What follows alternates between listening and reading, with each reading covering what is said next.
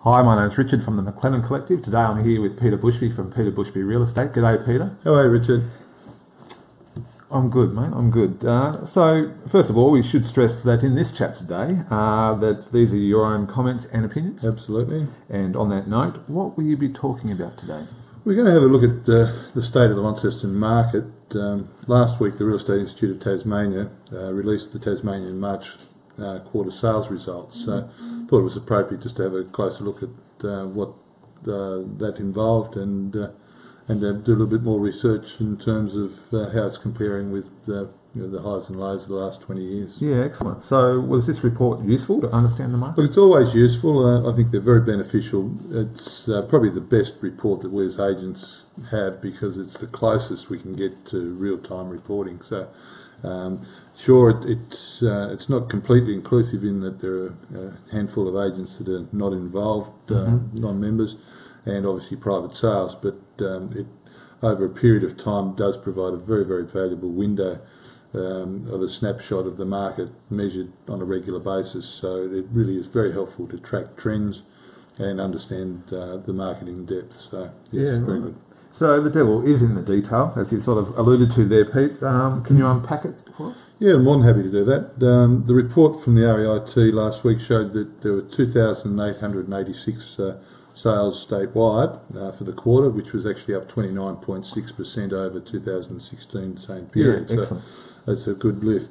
In Launceston, it was actually the best performing region with 34.6% increase, and that was 440 sales against the March quarter, so a significant increase here in the north. And as a matter of interest, unit and townhouse sales were actually up 22%. Yeah, impressive. Against that backdrop, though, of increased sales, the Launceston region was actually the only area of Tasmania to record a reduction in the median price, and that was down $6,000 to $280,000 as the median. Now, the report attributed that to the fact that 60% of the sales made were in the lower end of the market. My observation to that would be that is probably fairly typical. With a median price, in reasonably small samplings, a median can suffer a little bit of distortion from time to time. I'm not particularly worried about that, but yeah, right. Just it's dealing with the numbers as they stand. Looking at the rest of Tasmania, it's really quite interesting. Hobart's median price is now sitting at $410,000, which is getting up there quite considerably, particularly against our median price at $280,000. Up the northwest coast, the median's $239,000. Another sign of an improving market here in Launceston is the average days on market, and we've seen a significant reduction in the report showing 56 days in 2016 down to 36 for 2017 March quarter. So it's a big improvement there. Hobart's even stronger. They're down from 38 to just 20 days on average on market. Certainly hotting up in the south of the state. Yeah, it's been quite busy down there for a while, which is starting to sort of see some spin-off up north, which is great. Interestingly, the report shows that there were 25 properties around the state sold with a price tag of at least $1 million. 2 of those were in Launceston, so that's just something a little bit of trivia more so in that respect today. Excellent. And obviously new blood is important, new money. Are first home buyers still buying? Look, they are. The report showed that statewide 11% of sales were to first home buyers. That's down though from 15.4% for the same period last year. That trend in itself is concerning, and we again, I know the industry does, and I certainly believe that we need to see greater government support for first home buyers looking to buy established houses, not only new properties. So that's something for the government hopefully to reconsider. We might even get lucky with the federal budget next week. That's right. We talked about that a couple of weeks ago, Pete, didn't we? We did. Now, investors, are they still active? Yes, they are. Statewide up 50% over the same period last year, 14% up to 21% in Launceston, even better. 32% of sales in Launceston this last quarter were to investors. An interesting fact, the element of mainland-based investors grew from 16 to 22% within that number. Yeah, right. And mainland buyers, how many are they? Yeah, look, there's certainly mainland buyers. That's a characteristic of the market that's ongoing. We just people moving to and fro. But yes. Interesting, the numbers show that there were 465 properties statewide sold to mainlanders. Of these, 214 were to investors, while the rest were to people moving here. So, that continues to be a strong element of the market. Yeah, great. And overseas interest? Yeah, look, the report showed that there were 12 sales, which is actually less than 1% of the sales were to foreign buyers, so it had very limited impact on our market. That 12 could be made up of a number of things, but it could be expats buying property here, it could be people locating here from overseas for work or retirement. If they're buying an investment, an overseas buyer can only buy brand new, so there's not a lot of impact on the established market at all. And Peter, what's your thoughts on and how do you see the future as far as prices go? Yeah, that's an interesting one. I wish I had a crystal ball, don't, but my view is that we've seen, as the numbers show, increased sale volumes, but we're still coming off that low base in reality, particularly when you look at the numbers, which I'll present shortly. You'll see what I mean. And really, there's only been a very nominal increase in the median price over the last decade here in Launceston. So, we're setting that in place.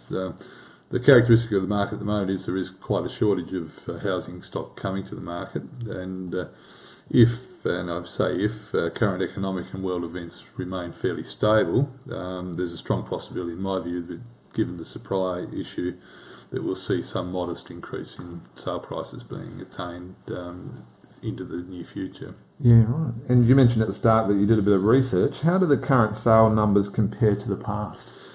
Interesting, yeah. Look, as I mentioned, we're coming off a modest base with the last market low was really around the 2011-12 period.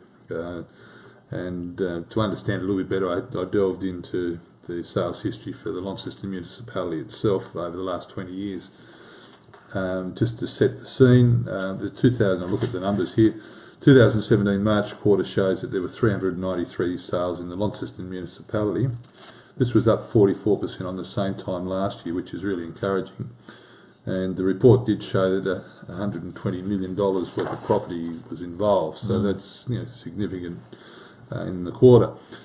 I looked at the list information, which is the Tasmanian government sales figures, and starting with 2016 for the Launceston municipality, it showed a total of 1,576 houses and units sold for the year, plus 147 blocks of land, so totalling 1,723 properties.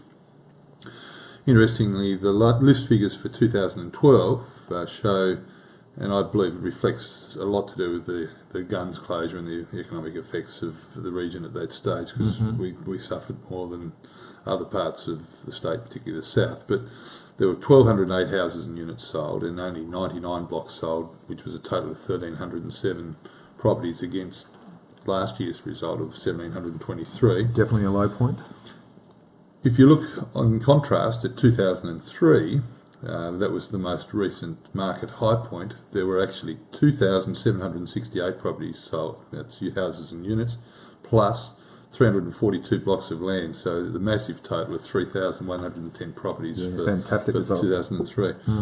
If you go back 20 years ago, which was actually the last low point preceding 2012, there were 1,266 properties sold, that's houses and units of course, and 134 blocks of land, so a nice round 1,400 for the total there. So we're sort of seeing the numbers there, so I hope that sort of gives a bit of an insight into where we stand now. Well, thanks, Peter. That's been great to talk to you about the state of the Launceston market, and thanks for your research there to pull those figures out. And obviously, we're on the target and improving each quarter. Look, I think we're in a steady, improving market, and I think that's probably a sensible environment to be operating in, safer environment than a boom and bust. Yeah, fantastic. Really appreciate your thoughts and input on that. Now, have you got any open homes this Saturday? We have 166 King Street at Westbury will be open between 11 and 11:30. Peter Darrow will be there. The price on that one for a really nice character home on a bigger block of land is $428,000. And 4 Iris Close down at Riverside, a 2-bedroom unit, will be open between 9:30 and 10. It's got a garage, Tame River views, and the price is only $209,000. Yeah, great. And what are your thoughts on next week's topic? Yes, look, I think it's very appropriate that given we've got a federal budget being brought down next Tuesday, we should have a look at the impacts of that on the property sector. So we'll be waiting with bated breath for Treasurer Scott Morrison to do his thing, and then we'll have a look at it on Thursday. So I hope you can join me at 12 noon next Thursday. Thanks for watching. Thanks, Peter. Really appreciate it.